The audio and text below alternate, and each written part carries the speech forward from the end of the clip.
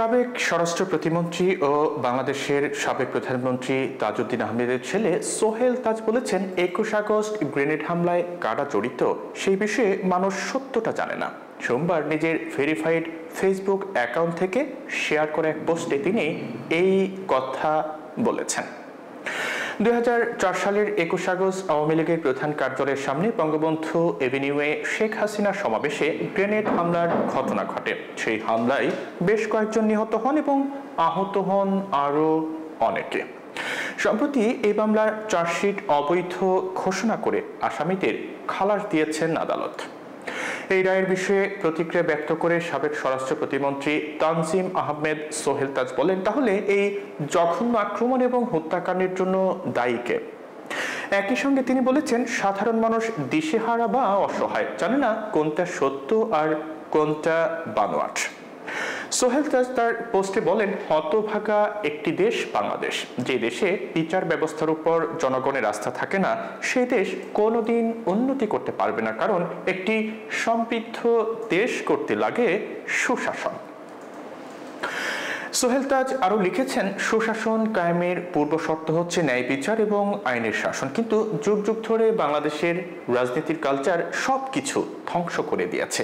এক এক দল গোষ্ঠী এক একবার ক্ষমতায় আসে আর তাদের মতো করে বিচার ব্যবস্থাকে ম্যানিপুলেট করে। সাধারণ মানুষ দিশেহারা, অসহায়, জানে না কোনটা সত্য আর কোনটা বানোয়াট। ২১ আগস্ট গ্রেনেড হামলার জন্য দায়ী কে সেই প্রশ্ন তুলে সোহেল তাজ লেখেন, কে দায়ী? বিএনপি সরকারের সময় জজ মিয়া কাহিনী, আবার ১/১১ সরকারের সময় শায়খ আব্দুর রহমান এবং আওয়ামী লীগ সরকারের সময় তারেক রহমান। অর্থাৎ সবশেষে সোহেল তাজ যেটি বোঝাতে চাইছেন তা হলো, বিএনপি ক্ষমতায় থাকাকালীন ২১ আগস্ট গ্রেনেড হামলার ঘটনাকে জজ মিয়া কাহিনী বলে উড়িয়ে দিয়েছে। ১/১১ সরকার দায়ী চাপিয়েছে শায়খ আব্দুর রহমানের উপর, অন্যদিকে আওয়ামী লীগের চোখে ঘটনার মাস্টারমাইন্ড তারেক রহমান। কিন্তু আসল সত্য কোনটা মানুষ জানতে চায়।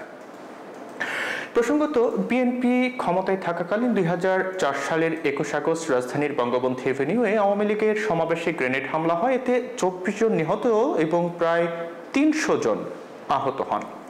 তৎকালীন বিরোধী দলীয় নেত্রী শেখ হাসিনা ওই হামলায় অল্পের জন্য রক্ষা পান। এই ঘটনার পর মামলা দায়ের করা হয় ২০১৮ সালের ১০ অক্টোবর। ঢাকার দ্রুত বিচার ট্রাইব্যুনাল ১ এই মামলার রায় দেন। রায়ে বিএনপির সাবেক স্বরাষ্ট্র প্রতিমন্ত্রী লুৎফুজ্জামান বাবর, উপমন্ত্রী আব্দুল সালাম পিন্টু সহ ১৯ জনকে মৃত্যুদণ্ড দেওয়া হয়। এছাড়া বিএনপির ভারপ্রাপ্ত চেয়ারম্যান তারেক রহমান সহ ১৯ জনকে যাবজ্জীবন কারাদণ্ড এবং ১১ জনকে বিভিন্ন মেয়াদে কারাদণ্ড দেন আদালত। এরপর অবশেষে রবিবার বহুল আলোচিত ২১ আগস্ট গ্রেনেড হামলা মামলার ডেথ রেফারেন্স আপিল ও জেল আপিলের রায়ে বিএনপির ভারপ্রাপ্ত চেয়ারম্যান তারেক রহমান সহ সব আসামিকে খালাস দেন হাইকোর্ট। একই সঙ্গে এই মামলায় বিচারিক আদালতের দেওয়া রায় বাতিল করেন উচ্চ আদালত।